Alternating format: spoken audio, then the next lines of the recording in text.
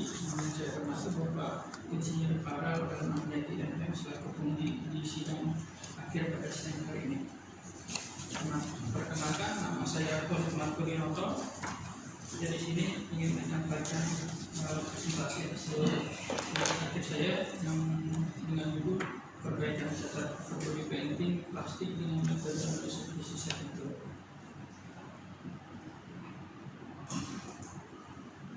Latar belakang itu yang pertama terkait pentingnya kualitas, di mana kualitas merupakan indikator penting untuk memperhatikan kebutuhan dan keinginan customer sehingga perusahaan dapat berkembang dengan baik dan dapat bersaing dengan baik.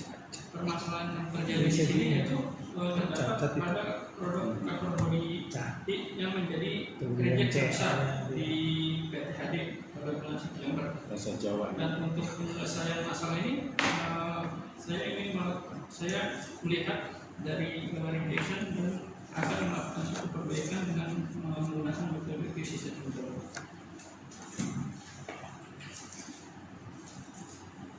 Kemudian untuk rumusan masalah, yang pertama itu apa jenis cacat terbesar yang dihasilkan oleh painting plastik, yang kedua itu faktor utama penyebab cacat, yang ketiga itu bagaimana cara untuk mengatasi cacat di painting plastik tersebut.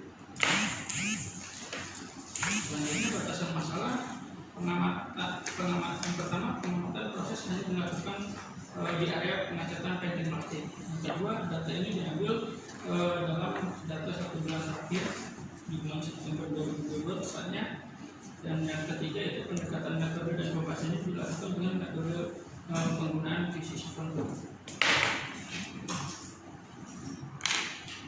Selanjutnya terkait tujuan penelitian yang pertama itu untuk mengetahui cacat proyek terbesar, yang kedua untuk menentukan faktor penyebab utamanya, yang ketiga itu untuk menganalisis dan melakukan cara perbaikan dalam mengatasi cacat body painting tersebut.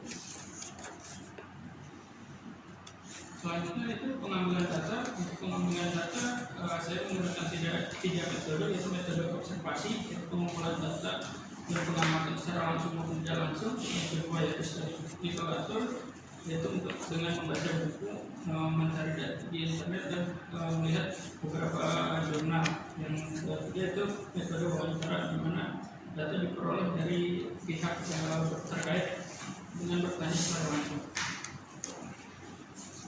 Untuk metode penulisan di sini saya bagi menjadi 5. Yang pertama yaitu pendahuluan, kedua landasan teori, ketiga metode penelitian, keempat itu analisis dan pembahasan, dan yang terakhir itu kesimpulan dan saran. Untuk landasan teori, kualitas merupakan suatu karakteristik jasa atau produk yang bergantung dalam kemampuannya untuk memasukkan suatu kebutuhan dari customer. Tujuan terkait pengukuran kualitas itu yaitu agar barang hasil produksi dapat mencapai standar mutu yang telah ditetapkan yang diminta oleh customer. Di sini metode yang saya gunakan metode QC Settle, di mana metode ini terdapat 7 alat penilaian itu. Yang pertama itu lembaga pemeriksaan atau sheet, yang kedua histogram, ketiga stratifikasi, keempat diagram Pareto, kelima diagram puncak, keenam diagram sebat akibat, dan ketujuh yaitu grafik pengambilan data proses. Kontrol data yang dimaksud di sini yaitu untuk mengevaluasi apakah satu proses ini berada dalam penilaian kualitas secara statistik sehingga dapat memecahkan masalah dan menghasilkan perbaikan kualitas. Kontrol data di sini ada 2, yaitu dari data atribut dan data variabel, di mana data atribut ini adalah data kualitatif yang dapat dihitung dan dapat atau dianalisis, sedangkan variabel sendiri yaitu untuk mengembalikan proses yang tidak dapat dihitung untuk pencatatan dan analisis. Kemudian untuk metode penelitian itu saya mulai dari studi lapangan dan studi pustaka, kemudian mengumpulkan data, kemudian akan olah data dan didapatlah data tersebut untuk dilakukan suatu perbaikan dan analisa hingga kesimpulan. Kemudian untuk pembahasan selanjutnya itu terkait profil perusahaan. perusahaan yang saya tempati itu bernama PT HD, di mana perusahaan yang membuat sepeda motor roda 2 sejak 2001. Dalam proses PT HD sendiri di sini terdapat proses casting, machining, welding, painting hingga proses assembling, di mana saya berada di analis bagian painting. Selanjutnya untuk proses painting plastik, yaitu proses pemberian warna tertentu pada suatu produk yang dihubungkan dengan hardware untuk media transfer produk yang kemudian akan dilanjutkan proses pengecatan. Nah, ini merupakan proses painting plastik. Yang pertama ada proses loading, proses menaikkan produk pada aggregate conveyor, kedua itu treatment, proses pembersihan part dengan menggunakan air sabun, ketiga itu dry treatment, itu untuk proses pengeringan hasil dari after treatment. Kemudian selanjutnya ada proses spray book, di mana proses pelapisan warna terhadap part tersebut dengan metode spray atomisasi. Yang kedua yaitu bake oven. Bake oven ini proses pemanasan yang dilakukan setelah proses spray tersebut, dan kemudian ada proses unloading, itu proses pencopotan material yang sudah dilakukan proses pengecatan dan sudah kering melewati bake oven. Kemudian verifikasi data penelitian, sini saya menggunakan checksheet, di mana checksheet tersebut saya ambil dari tim produksi, dan ada 4 jenis yang diambil di sini, yaitu red color, binti kotor, popping, dan orange peel. Di mana nilai dari checksheet ini berbeda-beda, dan saya ambil dari bulan September hingga Oktober. Dan ini saya gunakan diagram grafik batang untuk melihat seberapa besar atau sebaran cacat produk tersebut, di mana fat color menjadi grafik batang yang tertinggi. Setelah saya buat grafik batang, saya pun membuat diagram Pareto untuk menganalisa satu masalah agar dapat kita ketahui hal-hal prioritas yang ditanggulangi tersebut, di mana fat color merupakan fokus pertama yang harus ditanggulangi. Kemudian saya lakukan verifikasi data melalui peta kendali, di mana peta kendali ini peta sebelum dilakukan perbaikan, dan terdapat nilai proporsi yang tidak dalam batas kendali sehingga perlu dilakukan perbaikan. Selanjutnya setelah saya buat terkait control chart, saya melakukan verifikasi dengan diagram fishbone, yaitu diagram sebab akibat, yaitu dari segi manpower, mesin, metode, hingga material. Selanjutnya saya pun melakukan data dari 5W+1H untuk melihat detail dari faktor-faktor manpower, material, metode, hingga mesin. Selanjutnya ini merupakan detail dari pembahasan 5W+1H, itu terkait material. Di sini material dikaitkan dengan yang pertama kekentalan, dan yang kedua yaitu resistensi, di mana hasil membuktikan analisa untuk resistensi dan kekentalan masih dalam standar, sehingga faktor dari material ini tidak berpotensi. Untuk manpower terkait pemahaman dan konsistensi manpower, di sini sudah ditunjukkan bahwa manpower sudah dilakukan training, dan manpower sudah melakukan proses spray dengan konsisten, dan hal ini terkait manpower tidak menjadi potensi terjadinya fat color. Untuk metode saya ambil 2 hal, yaitu dari prosedur metode spray dan kejelasan metode spray tersebut, di mana untuk alur dan kejelasan proses spray di sini sudah dicantumkan dan sudah jelas, sehingga terkait metode tidak menjadi potensi terjadinya fat color. Selanjutnya dari segi mesin, yang pertama dari delivery cat atau keluarnya cat saat proses spray. Di sini hasil verifikasi menyatakan mesin masih sesuai prosedur, dan dinyatakan tidak potensi terhadap yang menyebabkan terjadinya fat color. Kemudian yang terakhir yaitu proses di dalam mesin, yaitu terkait sudut spray atau jangkauan sudut spray yang dikeluarkan oleh robot. Dan di sini kami verifikasi ternyata sudut robot itu kurang lebar Pak untuk menjangkau area-area tepi tersebut, sehingga terjadi fat color di area tepi part cover body tersebut Pak. Dan di sini kami nyatakan terkait sudut spray ini sebagai potensi masalah terjadinya reject fat color.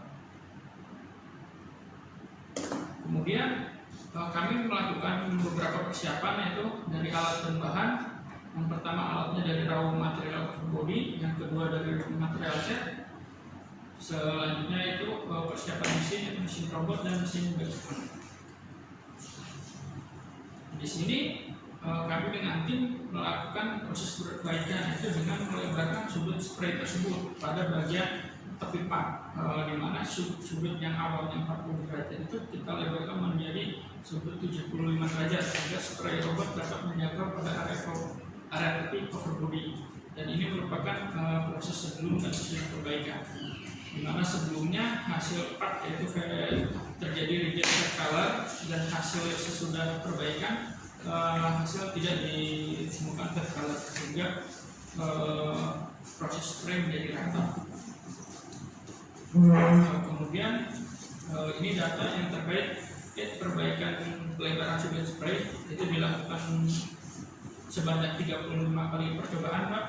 Dan di sini saya buatkan dengan grafik control chart, di mana hasil yang tadi setelah perbaikan tidak ada nilai proporsi yang di atas UCL, dan nilai proporsi semua berada di batas UCL setelah proses perbaikan. Untuk analisa hasil before dan afternya, untuk before jangkau proses pengecatan dengan mesin robot terlalu sempit, dan afternya kita perluas jangkauan robot itu sebanyak 75 derajat, sehingga menghasilkan warna yang rata dan tidak menjadi masalah dan dapat mengatasi reject fat color tersebut. Kemudian kesimpulan yang pertama itu persentase dan jenis cacat yang harus ditanggulangi dapat dianalisa melalui metode acquisition tool. Yang kedua itu faktor penyebab utama dapat dilihat melalui berbagai analisis dengan metode 5W+1A, sehingga penentuan faktor utama dapat terverifikasi dan dapat dilakukan sesuai perbaikan. Yang ketiga itu analisis perbaikan dengan berubah sudut pengecatan dari 40 derajat ke 75 derajat dapat menjangkau semua area, bahkan area tepi, sehingga perbaikan terbukti dapat menurunkan rejection fat color tersebut. Untuk saran yang pertama, analisis masalah dapat dilakukan dengan beberapa metode acquisition tool, sehingga metode ini dapat digunakan secara efektif dalam menurunkan rejection yang akan terjadi atau yang sudah terjadi dan belum dilakukan perbaikan. Yang kedua, penggunaan metode 5W+1A sangat berguna dalam menentukan faktor penyebab dominan yang terjadi. Dan ketiga itu perbaikan masalah dengan perubahan sudut spray ini dapat diaplikasikan pada masalah-masalah yang terjadi di warna lainnya. Terima kasih. Teman-teman semua, maaf bila ada kesalahan dalam presentasi saya. Assalamualaikum warahmatullahi wabarakatuh. Sekarang itu dulu ya, ada saya ya.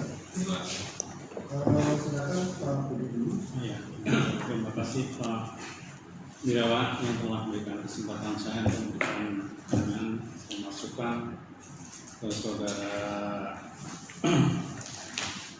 Khalid. Ya, saudara Khalid sehat? Alhamdulillah, sehat Pak. Sehat ya.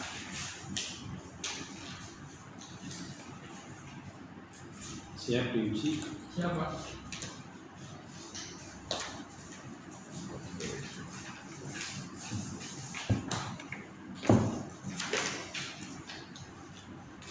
Di daftar isi ya. Iya Pak. Di daftar isi harusnya landasan teorinya itu dikelompokkan ya. Dikelompokkan 3 perurut 1 sampai 11 dengan topik yang berbeda-beda. Jadi di landasan teori kelompokkan tentang manajemen kualitas ya, terus pengertian kualitas, dimensi kualitas, tujuan kualitas, faktor kualitas, ya. Ya Pak. Terus yang kedua 2.2 tentang Sepertu, ya. Baik. Terus yang 2.3-nya tentang 5W 1K, ya. Ya Pak. 5W 1K. Nah, terus yang 24-nya tentang teknologi pengecatan, Ya Pak. ya. Mungkin juga di situ bisa dimasukin ke paket bumi, ya. Ya Pak. Terus berikutnya bab 4 adalah analisis dan pembahasan. Ya Pak. Bab 5-nya kesimpulan dan saran. Tapi di sini hasil dan pembahasan sama. Halaman 3 Romawi kecil. Ya Pak. Ya, Ya. Maaf. itu kan bab 4 sama bab 5-nya Ya sama. sama. Ya, Ya Pak. ini harus berbagi, ya. Ya Pak. Terus juga ini di sini bab 1-nya 2 kali ini. Ya, bab 1-nya 2 kali.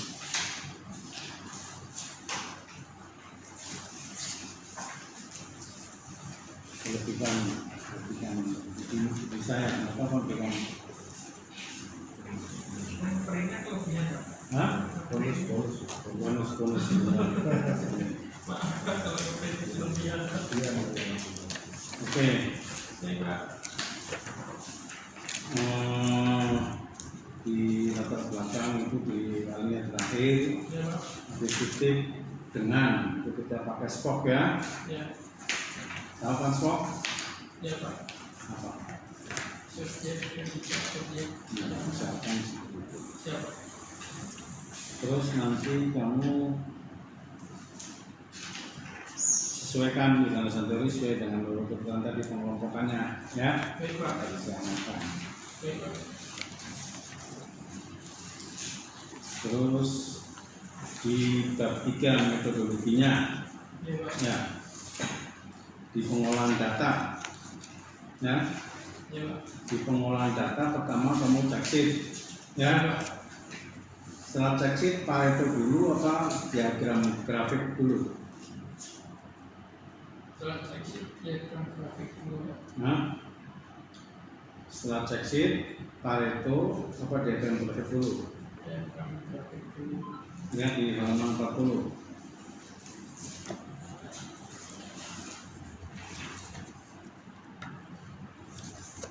Oh iya Pak. Ya, Ya. iya lah. Ya Pak. Oke. Kamu cek sheet diagram Pareto, diagram batang. Iya Pak. Diagram batang dulu, baru diagram batang. Ya Pak. Ya. Ya Pak. Ya Pak. Pak. Oke, terus di flowchart halaman 43. Ya Pak. Kamu lakukan mulai pengumpulan data, terus perbaikan dengan 5W 1K, terus peta kontrol P sebelum perbaikan. Ya, ini peta kontrol sebelum perbaikan, terus sudah perbaikan. Sudah Pak. Sudah. Pak. Iya. Mau coba dilakukan 5W 1K tuh dengan peta kontrol sebelumnya. Iya, Pak. 5W 1K pasti sudah lah. Iya Pak. Ya. Iya. Sudah.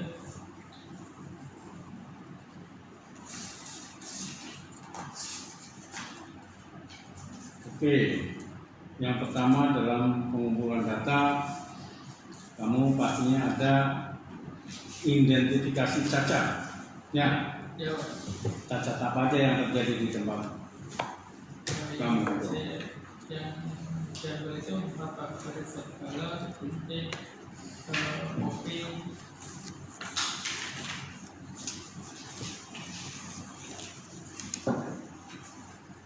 Hingga orange Pak. Itu kamu asal lihat atau berdasarkan teori? Ya Pak. Kamu asal apa? Di itu.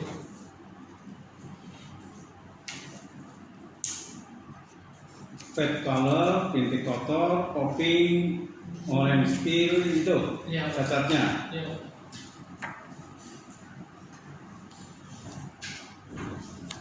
Tapi di landasan teori tentang cacat cat 35 orektil nggak ada. Orektil nggak ada di kolomnya. 3 itu Pak. Hah? Halaman 35 nomor 3. Nomor 3. Ya, halaman 35 nomor 3. 3. Coping ada coping. Oke, ada nomor 4 Pak. Bed color Dan color ada nomor 6 Pak. nomor 6. Ya, Jadi kamu mengidentifikasikan cacat yang ada di pulsa kamu sudah menggunakan dasar teori ya, ini Pak. ya, nggak dasar teorinya apa, tapi di tempat kamu istilahnya apa itu kadang-kadang sudah beda ya. Ya Pak, ini sudah saya bertobat Pak. Oke, terus kamu dapatkan halaman 49 Ini Pak. tentang data cacat itu Ini Pak. bulan September sampai bulan Oktober. Yang kasih nama W1, W2, W3, W4 siapa? Artinya apa? Si checksheetnya produksi waktu W1 itu W1, W2 gitu. Oh, W Iya, minggu. iya, per mingguan Pak. Checksheetnya ini dipakai produksi itu Pak. Ada harian, ada mingguan. Kenapa Oktober cuma W3? Ya Pak. Kenapa di bulan Oktober cuma W3? Bukan Ini W4-nya nggak ada. iya Pak, apa namanya? Kemarin selama kurang lebih itu 35 hari 45 hari kita dikasih waktu dari tim itu Pak buat ngambil apa namanya si data ini tersebut. 45 hari. Ya, Seminggu berapa? ya Pak. Seminggu berapa hari? 7. 5 hari Pak. Seminggu 5 hari. Iya. 45 hari, 45 hari biasa apa 45 hari kerja? 35 hari kerja Pak, maaf bukan 45, 35 hari kerja. 35 kan? Iya. 45. Kalau Iya. 45 Iya, 35. 35 berarti di sini ada 7 kali 5 35. Iya Pak.